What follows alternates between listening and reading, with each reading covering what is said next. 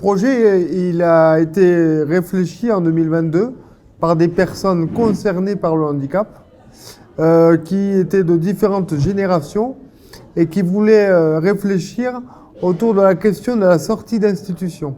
Et donc, on s'est réunis autour d'une table soutenu par deux chargés d'insertion, qui sont Sébastien Calvo et Céline Brouquière.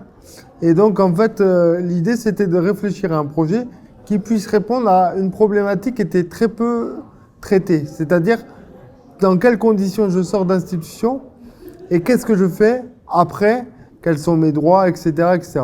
Ça, c'était la problématique qui peut entraîner un isolement, des choses comme ça, et qui ne sont pas très joyeuses pour les gens concernés.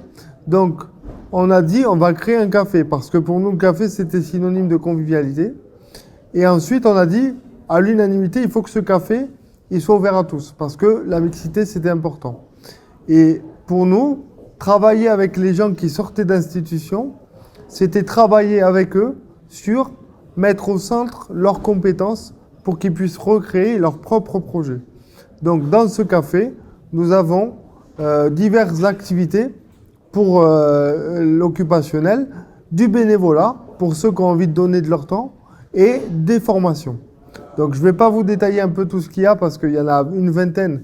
Je vous encourage à aller voir le site internet cafenco-toulouse.fr où vous aurez tout le programme détaillé. Mais on va du code de la route à le numérique, on fait de la radio, on fait du théâtre, on fait de l'art plastique, on fait de l'écriture, etc., etc. L'idée, c'est que chaque personne, à travers la reprise de liens avec les autres et d'activités, puisse construire son projet personnel, professionnel ou bénévole.